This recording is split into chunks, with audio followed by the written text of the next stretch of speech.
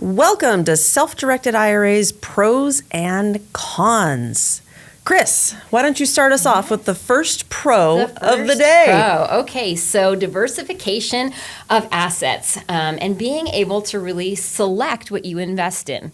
When you start out with your retirement account, most people are starting out with a financial advisor associated. They're helping you go through what investments are available. They're checking your risk tolerance. There's all different factors they're looking at, and they're helping you select. And sometimes they're just selecting for you. So there's not a whole lot of control on your end. And when you have a self-directed IRA, you don't have that financial advisor attached. So you really are able to select investments and things that you know and understand: real estate, precious metals, digital currency, startup companies. And so it gives you a greater range of diversification in that asset selection. And at the same time, the con is you lose the ability to diversify in stocks, bonds, and mutual funds in a self-directed IRA. But you don't lose the opportunity of having those in your IRA with the Schwabs, TD Ameritrades, et cetera, Fidelity. So you can still have that diversification while having the alternative, but the con being with a self-directed IRA, the publicly held assets are not held within a self-directed IRA. So you will have two IRA accounts, but that's okay because it does give you the diversification that you're looking for. All right, second pro of the day. Pro is you are in control of the investments you select. So any risk that you take, any losses that you take are yours as well. That's an interesting concept, I think, to a lot of people. But a lot of people are investing outside of their retirement accounts already. If you own a home, then you're investing in real estate. So you know about these things, and you can really make the decision. You can do the research on the companies you're investing with, the investment sponsors. You can really do your due diligence, and it's very necessary that you perform that due diligence. But you get to spend the time learning about the investments and just determining what your risk is, basically, and not leaving it in the hands of an advisor or someone who may not know the alternative investment space as well as you would. And ironically, what's the con? The con is you have no built-in advisor. The investment you choose in your self-directed IRA is dependent upon you doing your due diligence, getting comfortable with the investment, and assuming the risk without having a secondary set of eyes looking at that investment and advising you whether it's a good or bad investment or what the risk tolerance is based on your age, et cetera. So the pro, the con, they're there. Yeah. You really have to do your homework on this one, and you are responsible for doing the due diligence. All right. Okay, next. Third pro of the day. Tax-free or tax-deferred growth. So if you have a traditional IRA, you're going to have tax-deferred growth. A Roth IRA provides you tax-free growth. And we know in a self-directed IRA, with those alternative investments, the rate of return can be much higher than your traditional investments in stocks, bonds, and mutual funds. So you're earning that greater amount of income at a tax-deferred or tax-free rate. So it's fantastic to be able to have it in a self-directed IRA. You can definitely see your retirement account grow more quickly than you would in traditional investing, especially when you have those ebbs and flows in the stock market. You may be really down, where those alternative investments work in the opposite direction. So if you're having two IRAs, like we discussed earlier, you're keeping stocks, bonds, and mutual funds in one, and then you have alternatives in another, you're really diversifying the best way you can to maximize your returns. Absolutely. But just because it's tax-deferred and tax-free doesn't mean there may not be taxes. And one thing that self-directed custodians do not emphasize enough is that when you're doing your due diligence on investments, you have to consider, will there actually be a tax implication? And tax implications come in two forms inside of an IRA: UBIT and UDFI. UBIT is specifically related to investments that you make in your self-directed IRA that generate ordinary business income. Let's say you have a restaurant inside of your IRA. There's going to be ordinary business income generated, and that does come to you at a taxable rate. So even though it's in the IRA, there will be subsequent taxes due on that investment. UDFI, let's say you have an investment property and your IRA could not support the total cost of purchasing that investment property. So you utilize a non-recourse loan associated with your investment property. There is going to be debt financing taxes that are going to be owed by your IRA on that investment vehicle. So please make sure that as you're reviewing your investment options, that you're considering, just because it's a tax-sheltered vehicle, it be the self-directed IRA, there could be subsequent taxes associated with the investments. So if you have questions about it, ask us. We'll help you through that process. You can also speak with your tax professional about it and ask them what the potential tax benefits or hindrance could be on the investments that you're choosing. All right. Gotta love taxes, but let's move on to the next pro of the day, Which Chris. we like talking about, potential for higher ROI, right? Your return on your investment. As I mentioned earlier, a lot of alternative investment options have that potential for a higher return than what you would see in the general stock market. And a lot of times you can negotiate that amount, which is that control that you have in a self-directed IRA. You have that negotiating piece that you can have with the investment sponsor or who you're investing with. And you can do research to really determine, an ROI for anywhere from 5% all the way up to 15%, just depending on the type of investment that you're making. And the returns don't, necessarily depending on the type of investment you make. You may not see monthly returns. It may be at the end when the investment is finished.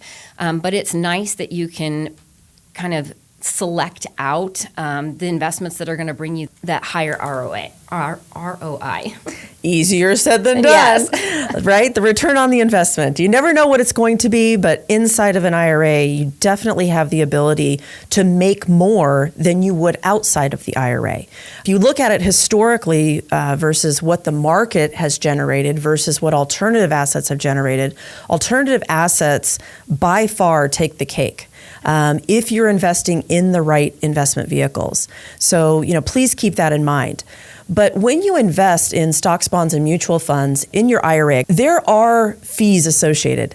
Hidden as it be, but there are fees associated with that. And what I mean by that is if you were to invest your IRA in stocks, bonds, or mutual funds, there's a fee associated with that investment. And there's also a very unique vehicle in which where your IRA is held, they're actually making money off of the cash that's sitting in your IRA. So for them to say that they're providing a free IRA to you really is kind of a hidden factor, right? Is it really free?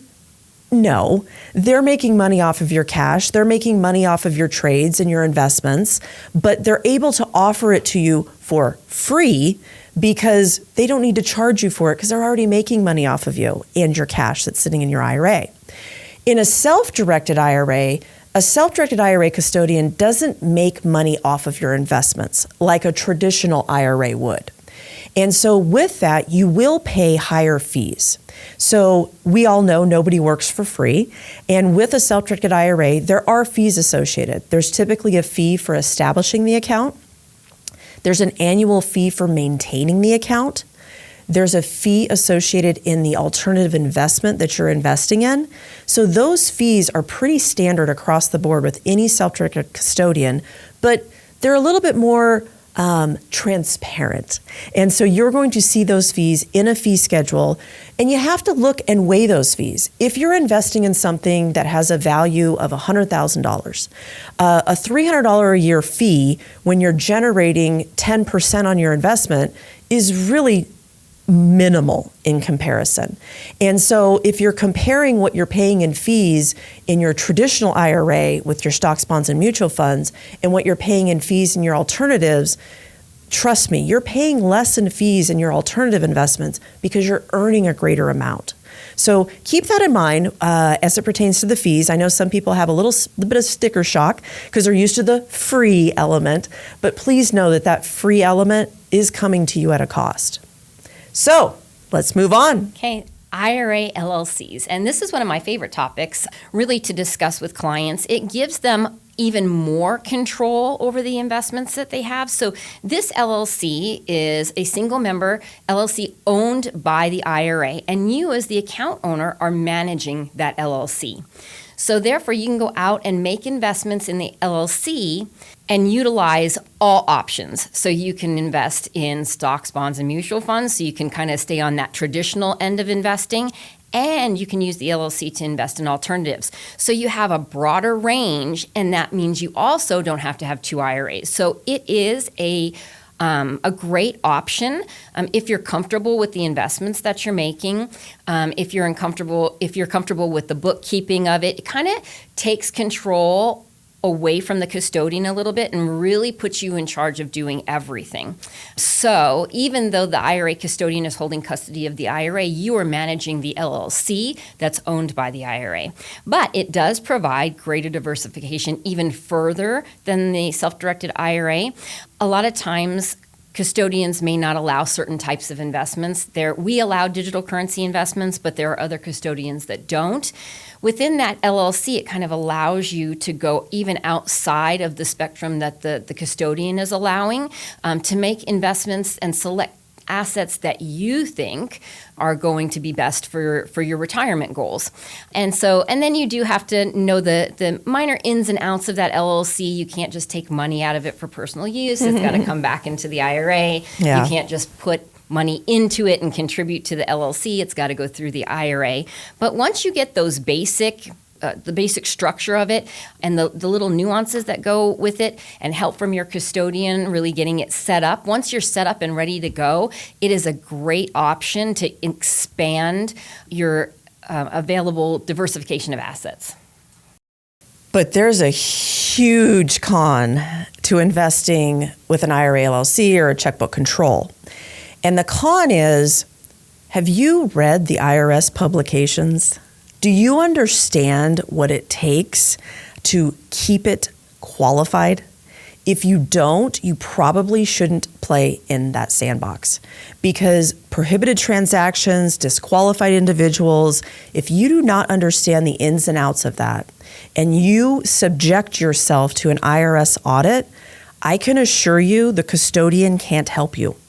You have to understand what you can and can't do. And I know that sounds a little bit crazy, but if I were to ask you, who is a disqualified person, and you can't answer the question, you probably shouldn't have an IRA LLC. If you do not understand what a prohibited transaction is inside of an IRA, you probably should not have an IRA LLC. If you want to spend the time, however, to research this, ask questions, ask us questions about it, and comply with that, you should never have an issue. But you do need to understand not just the basics, you really need to understand the transactions inside of that IRA, ensuring that you're not disqualifying it, because you have to keep something in mind. If you disqualify with one prohibited transaction, you're disqualifying your entire IRA. And that is a taxable event to you immediately, plus the IRS can go back on prior years. So please, please, please keep that in mind. It is a huge con. I know all of us want to believe that, it's our money, we'll do what we want with it, but the IRS does not believe that way. So make sure that you understand the ins and outs. All right, last con of the day.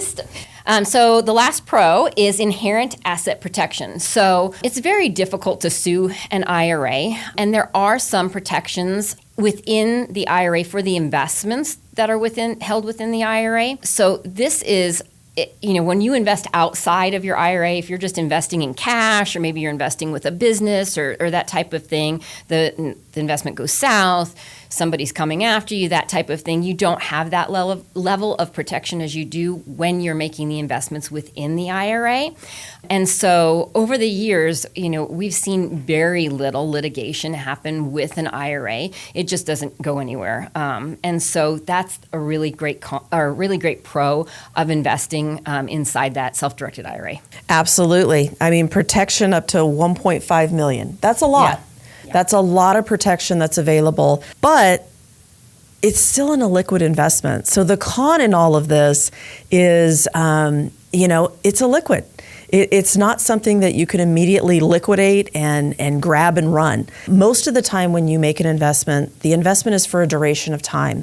And so it doesn't make it readily accessible to you unless you could invest in something that does have some liquidity. But the vast majority of what we see, aside from precious metals and digital currency, have longer term holds associated with them.